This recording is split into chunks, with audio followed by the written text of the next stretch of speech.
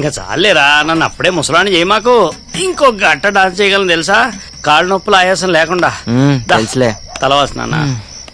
అయినా ఎప్పుడు ఊరి గురించి కాదు నాన్న, కాస్త నీ ఆరోగ్యం గురించి కూడా పట్టించుకోవాలి.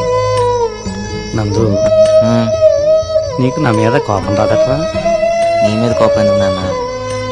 నీకు రావాల్సిన ఆస్తి అంతా నేను అమ్ముకుంటూ పోతుంటే నీకన్నా ఆస్తి ఎక్కువ. నాకు తెలుసా నువ్వు నన్ను అర్థం చేసుకుంటావని.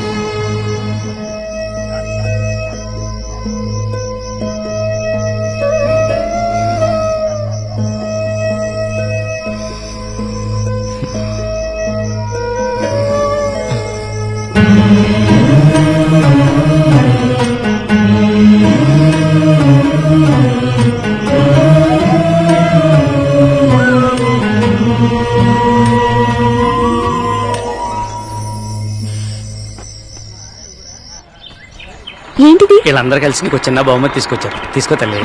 ఇవ్వమ్మా. నందు ఎంత బాగుంది చూడు. బాగుంది. అయినా మీరే కష్టంలో ఉన్నారు, మళ్ళీ ఇదెందుకు? మా హనుమంతన్న అండగా ఉండగా మా ఊరికేం కష్టాలమ్మా. మా చేనేతల కష్టాలు ఆ నేతలు చూసుకోకపోయినా మా హనుమంతున్నాడుగా, మాకేం భయమమ్మా. మీ అందరినీ, మీ ప్రేమని ఎప్పటికీ మర్చిపోలేను. మా ఊరు వస్తే ఏదో ఒకటి ఇచ్చి పంపిస్తాం, మా ఆచారం. ఎరా నేను ఇక్కడి నుంచి చాలా తీసుకెళ్తున్నాను అంకుల్. అవి పంచుకుంటే తరిగేవి కావు, పెరిగేవి. వెళుస్తాను అంకుల్. వెళుస్తానమ్మా. మంచిదమ్మా, వెళ్ళిరా. బాయ్. తలకాయ బయట పెట్టుకో, చేతులు లోపల పెట్టుకో. వెళ్ళిన తర్వాత ఒక పోలు తగలడు. చెప్తున్నావు, తిడుతున్నావు. సంతోషంగా మాపరా. అదరా ఆయనతో కొట్టించుకున్నదా నీ సమ్మగా ఉండదు. Bye uncle. బాయ్. జాగ్రత్త నాన్న.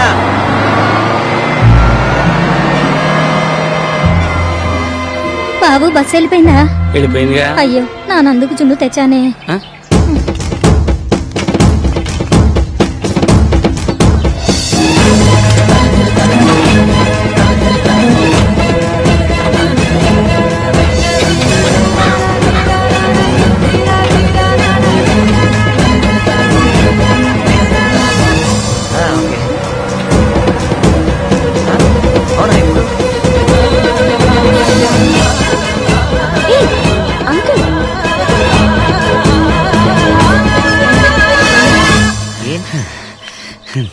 నీకోసం జున్నట్టుకొచ్చాను రా. ఏం నాన్న ఇది? జున్ను కోసం ఎంత దూరం సైకిల్ తొక్కుంటూ రావాలా? లేదురా, నువ్వు దూరం అయిపోతావంటే ఏదో మనసులో చేసుకెళ్ళినట్టు అయిపోతుందా, అందుకనే నన్ను ఒకసారి కళ్ళలో చూసిపోతాని. అయితే ఓ పని చేయి, నువ్వు కూడా నాతో వచ్చి. వాళ్ళెవరు ఊరు వదిలేసే? హనుమంతరావు గారు ఊరు వదిలిపెట్టి వస్తారా? వెళ్ళండి రా. కండక్టర్ బస్ ఆపినందుకు ఏమనుకోకే. వెళ్ళండి రా. జాగ్రత్త. వెళ్ళండి.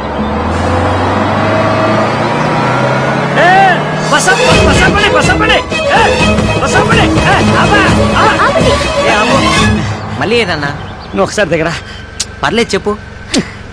నువ్వు ఒకసారి దగ్గర చెప్తాను, నువ్వు కూర్చోమ్మా. ఏంటి? అమ్మాయి నువ్వు ప్రేమించావు కదా, అది నాన్న. ఐ లవ్ యూ చెప్పేశారా? ఊరలేకని చెప్పేసి ఇంకా ఆలోచించుకో. మీ అమ్మ కూడా నచ్చిందిరా, చాలా నచ్చింది. ఉద్యోగం పోతే సర్లే గాని ఆరోగ్యం చేస్తా. కండక్టర్, నీ ఉద్యోగానికి ఏం కాదులే, నేను మళ్ళీ ఆపనగా. Bye uncle. వెళ్ళండి వెళ్ళండి. ఏం చెప్పారు అంకుల్? చెప్తా.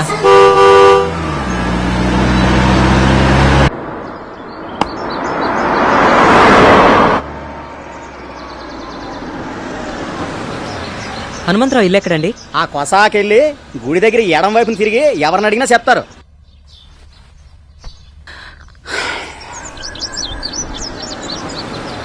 నా కొడుకు చాలా అదృష్టవంతుడు అన్న.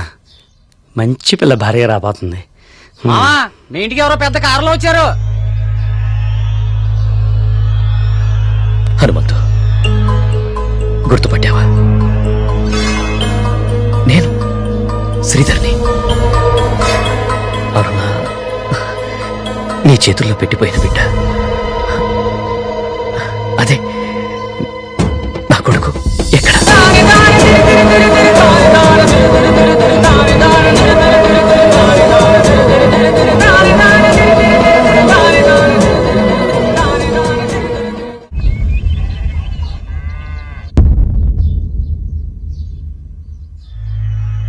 అరుణ నా బిడ్డకు తల్లయిందని నాకప్పుడు తెలియదు. ఆ, పాపం పిచ్చి తల్లి నీ మోసానికి బలవుతుందని అప్పుడు తనకే తెలియదు. అమెరికా వెళ్ళాక అనుకోని పరిస్థితుల్లో వేరొకరిని పెళ్లి చేసుకోవాల్సి వచ్చింది. ఆ, ఒకటి తెలియక చేశావు, ఇంకోటి అనుకోకుండా చేశావు. ఇప్పుడు ఏమనుకుని వచ్చావు? పాపం అరుణ ఎంతగా బాధపడిందో. ఆ పాపం నాకు శాపమై తగిలింది. పిల్లలు లేరు. ఈ మధ్య నా భార్య కూడా క్యాన్సర్తో చనిపోయింది. కోట్లు సంపాదించాను. వెనక్కి తిరిగి చూసుకుంటే ఏం పోగొట్టుకున్నానో తెలిసింది. ఇప్పుడు ఇండియా గుర్తొచ్చిందా? మమకారాలు పొంగుకొచ్చాయా? నేను ఇండియా వదిలి వెళ్ళేటప్పటికే అరుణ గర్భవతిని, ఆ బిడ్డ నీకు అప్పగించిందని ఈ మధ్యనే తెలిసింది. ఎంతో ఆశతో నిన్ను వెతుక్కుంటూ వచ్చా. నేను అరుణ ప్రేమ కోసం ఎంతో ఆశపడ్డాను. ఆమె బతుకు పాడైపోయిందని తెలిసాక ఆమెను బతికించుకుంటే చాలనుకున్నాను. కానీ లాభం లేదే, దొరకలేదే. Then what about my son? తెలీదు.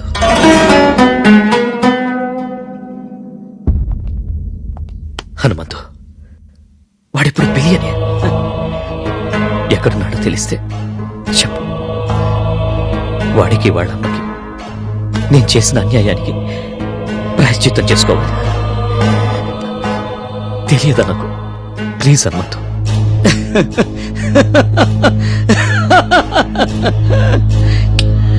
నిన్ను చూస్తే నాకు జాలేస్తుంది. నీ అంత ఆస్తిపరుడెవరు నా ముందు ఇలా చేయాల్సి నిలబడలేదు. ఒకప్పుడు అరుణని గుండెల్లో పెట్టి కాపాడుకోవాలనుకున్నా. ఇప్పుడు గోడ మీద పెట్టి పూజించుకుంటున్నాను. నాకంతే తెలుసు నీ కొడుకు ఎక్కడున్నాడో, ఏమయ్యాడో నాకు అసలు తెలియదు.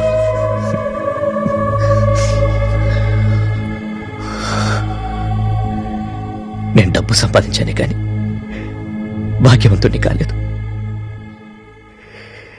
నాకంటూ ఎవ్వరూ లేని నిర్భాగ్యాన్ని. వస్తాను.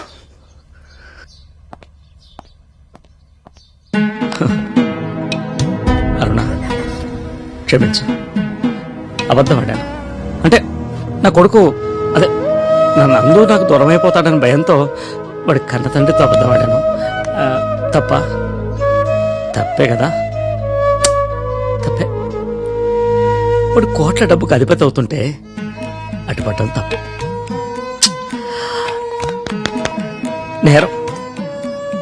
నిజమే, నువ్వు చెప్పేదాకా నాకు తెలియలేదు. చూడు అరుణ, నీ కొడుకు కోటీశ్వరుడు, చాలా గొప్పవాడు. ఇప్పుడే వాడి కన్న తండ్రి దగ్గర నిజం చెప్పేస్తాను. సారీ, నిజం చెప్పేస్తున్నా.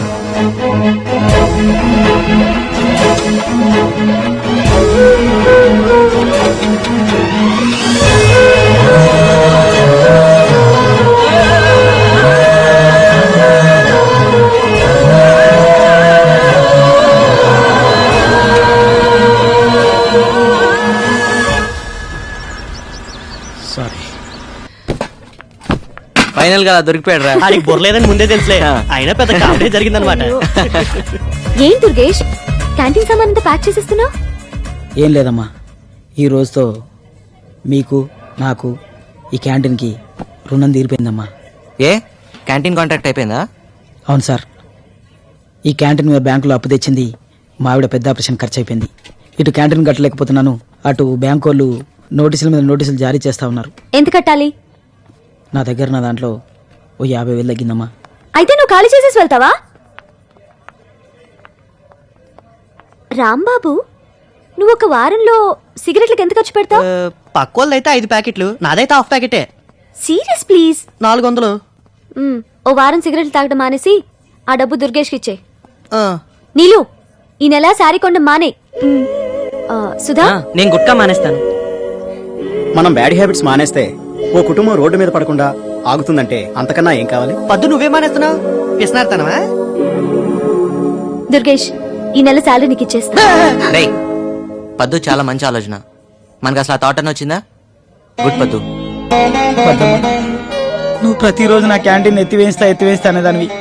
ఈ రోజు నిజంగా నా క్యాంటీన్ ఎత్తివేసే టైంకి నన్ను నా క్యాంటీన్ కాపాడవమ్మా. ఆ దేవుడు నిన్ను చల్లంగా చూడాలని పూజిస్తానమ్మా. పక్షికింత ధాన్యం, పశువులకింత గ్రాసం, మనిషికింత సాయం. ఇవే కదా నిజమైన పూజలు. ఏం మాట్లాడుతున్నావురా? ఆయన నీ తండ్రిరా, అమెరికా నుంచి. నువ్వేంటి ఒకసారి చూసి వెళ్ళిపోతా అంటావా? 24 ఏళ్ళు నీ గుండెల మీద పెంచుకొని ఇప్పుడు 24 ఏళ్ళ తర్వాత ఎవరో నాకు అంతని చెప్తే నేను తన రక్తం పరుచుకుని పుట్టా అని చెప్తే